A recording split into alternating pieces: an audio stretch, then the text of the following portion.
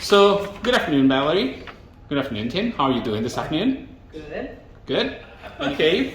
Well, this afternoon I would like to make you a few questions, and this is to help future patients who are sometimes a little bit overwhelmed of what or how to manage the therapy at home, and probably your experiences will help those patients as well. So, first of all, how long have you been doing the Gerson therapy? 9 months. 9 months? 9 months. Okay. Did you do the therapy before or just when you came to the clinic that first time? Mostly just the clinic. Tried to start it a little bit ahead, but didn't know the extent, so mostly the clinic. And once you went back home, how did you prepare your household to do the Gerson therapy at home? Was it a huge change that you had to do? Not necessarily. We ordered a juicer, a pure juicer like you have here at the clinic while we were here, so it was there when we got home. Had a friend pick up groceries for us, so they were there when we got home. And didn't change a lot, really, just... We had to add a refrigerator because of where we live. We're an hour out of the city, so we don't have a grocery store readily available. So we added an extra refrigerator to be able to buy 1 week at a time. So when we go shopping, we buy a week's worth of groceries at one time. Okay. And we needed more refrigerator space to handle all of that. Okay. What purchases would you think are important to do before getting back home to do everything? You mentioned, for example, getting the juicer. Definitely the juicer. Uh-huh. A juicer, like the pure juicer, is so worth it because you get a much better volume on a juicer like that. We also ordered some bottles with insulating sleeves for them because I make her carrot juice in the morning and she takes it to work with her. Okay. So it's kept cool with the sleeve on it. And then the carrot apple juice we keep in the refrigerator because she comes home at lunch. So that was one thing that was pretty handy too, but in reality the bottles that we got, they're real thin and tall. Uh-huh. So when we get back, we're going to buy some jars like you use here with the I lids on them. ordered them already. They'll be here. They're probably there now. Were there mason jars or just like the... Okay. Yeah, I ordered mason jars because the others are so hard to clean. Yeah. Really hard to clean. Yeah, you got to bottle brush them all. And how about with the, what is it called, the food meal? Was it easy for you to find that back home also? Yes. Yes. Yeah. Okay. Yeah, Costco carries an organic oatmeal. They don't all carry it. He They says don't food have. meal. Oh, the what? Food meal. Oh, food meal. Right. Food They meal. got that at Bed Bath and Beyond. Yeah. Yes. So. But yes, getting oatmeal is a good Yeah. thing as well. Yeah. Now, meal-wise, any tips or shortcuts that you would think that you would really want to know back then that you know now?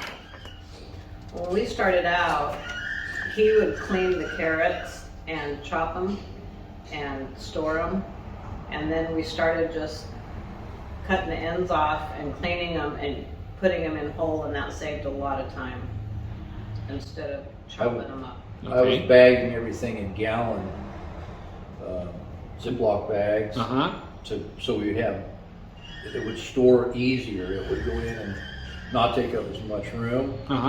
But then we ended up buying some bigger plastic tubs with snap-on lids that we could stack in the refrigerator. Yeah, exactly. So I started doing it that way and leaving them whole. And it works better for grinding them when they're whole than it does when they're Much faster. Okay.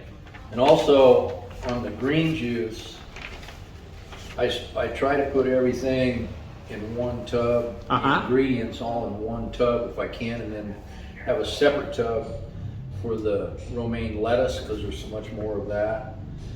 But in the morning, I do her gruel and get the oatmeal cooking and cut her up an apple that she has first thing in the morning before we do the enema.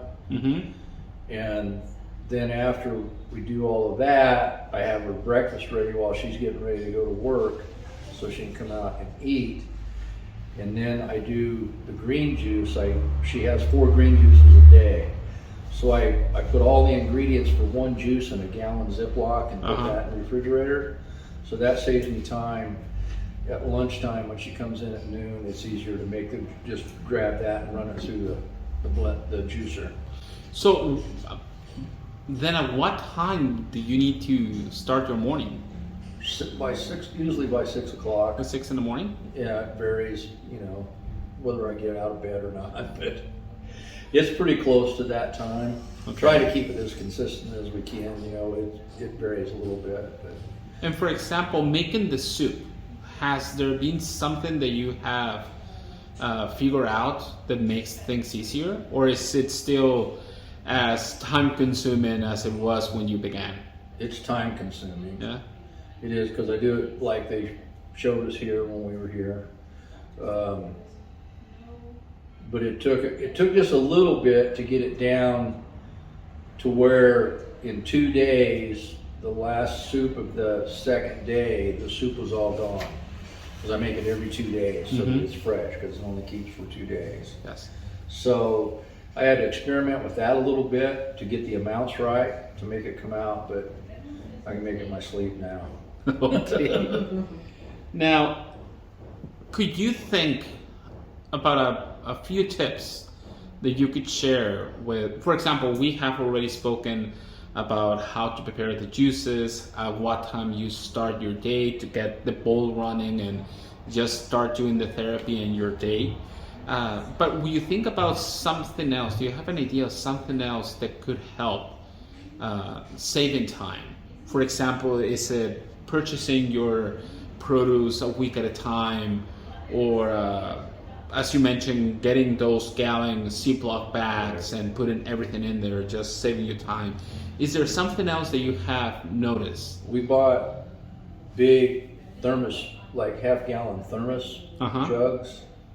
So I make the tea and the coffee and put it in those jugs for it keeps it for the day, or some of it will run over to the next day. But with the amount of enemas, we usually use one of those big jugs of tea a day. So I make that stuff ahead of time and keep it in those hot bottles so that it's ready to go when we get ready for the juice. We do our our coffee and tea with a Keurig.